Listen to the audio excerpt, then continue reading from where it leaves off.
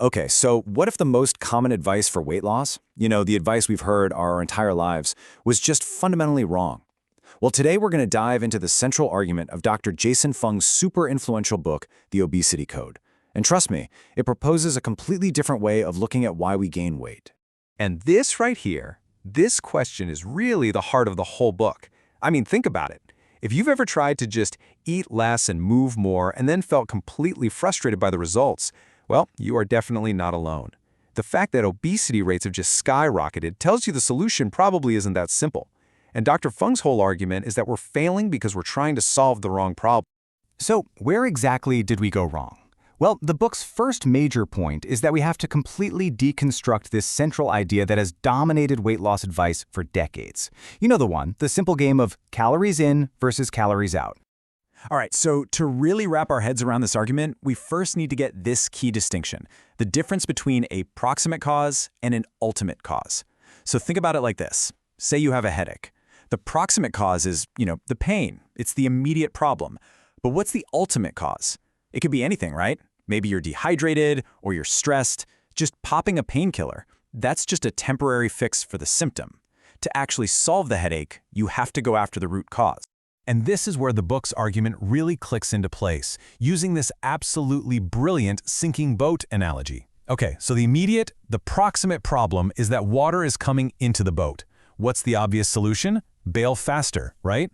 But that's just treating the symptom. You're going to get exhausted, and the boat is still going to sink if you don't fix the ultimate cause, which is the giant hole in the bottom. The book argues that eat less, move more is basically just us frantically bailing water while ignoring the hole. And here's the really damaging consequence of that whole calories in, calories out model. It takes a medical issue and turns it into a moral one. Just like the quote says, obesity gets transformed into a personal failing, a character defect. Suddenly, it's not about biology anymore. It's about you being lazy or gluttonous. It shifts the entire focus from finding a diagnosis to just assigning blame. Okay, so if calories are just the symptom, what is the ultimate cause? What's the hole in the boat? Well, the book argues the answer isn't found on our calorie counting apps, but in our hormones. So let's take a look at the system that's actually pulling the levers on fat storage. And according to the Obesity Code, it all boils down to one key player, insulin. Now, I know we usually hear about insulin in the context of diabetes, but its primary job in the body is to be a storage hormone. Think of it this way.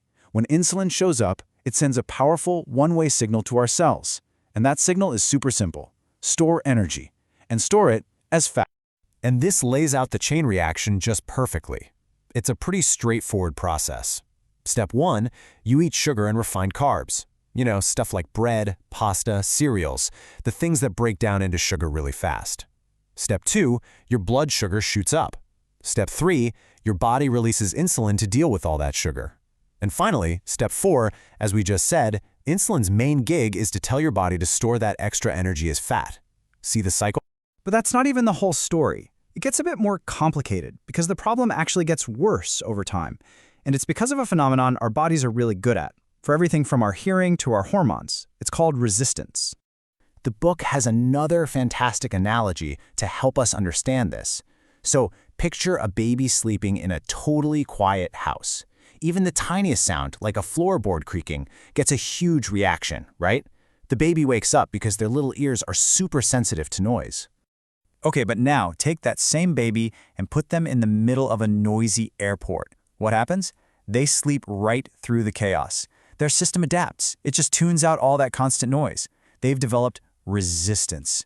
The noise is still there. It's just as loud, but the response? It's gone. Well, guess what? Our bodies do the exact same thing with insulin. If we're constantly eating foods that spike our insulin, breakfast, then a snack, then lunch, another snack, then dinner, our cells are just bombarded with that hormonal noise all day long. And eventually, they do what the baby in the airport did. They become resistant. They stop listening. So what's the body's response? It has to shout louder. It produces even more insulin to get the same job done, which, you guessed it, just creates even more resistance. It's a total vicious cycle. And when you zoom out and look at the timeline, it is pretty startling. These maps show how the obesity epidemic just exploded. And it happened to coincide almost perfectly with when the official dietary advice started telling all of us to avoid fat and eat more carbohydrates. So from the book's perspective, we were basically told to eat the very foods that keep our insulin levels jacked up all day long. And if that wasn't enough, basic economics makes this whole problem even worse. This chart here shows how government subsidies are poured into crops like corn and wheat. So what does that do? It makes all the refined carbs that come from them, sugary drinks, cereals, cheap breads, the absolute cheapest calories you can buy. You could almost say our food environment is practically designed to keep our insulin high. Okay, so that's the problem. How in the world do we break this cycle? Well, if the problem is insulin that's always high, then the solution has to be finding ways to lower it. And the book lays out a really clear two-part strategy to do exactly that. Think of it like a two-pronged attack. First, you change what you're eating. The goal is to reduce the foods that cause those huge insulin spikes. But, and this is just as important, you also change when you eat. By bringing in periods of not eating, also known as fasting, you're just giving your body a break. You're creating these quiet periods for your insulin levels to fall, and that's what gives your cells a chance to become sensitive again. It's literally like taking that baby out of the noisy airport and bringing them back to the quiet house. So what does this actually look like on your plate? The book really focuses on a few key principles. The number one goal is to slash added sugars and refined grains like white flour. It also suggests being mindful of how much protein you eat. And, crucially, it says don't be afraid of healthy, natural fats, the kinds you get from whole foods like avocados, olive oil, and nuts, because they have almost no impact on your insulin levels. And all of this brings us right back to the central and pretty provocative question of the book. It really asks us to reconsider everything we thought we knew. Is obesity a character flaw, a failure of willpower, or is it a hormonal condition driven by the modern food we eat? Because that shift in perspective, well, it changes everything.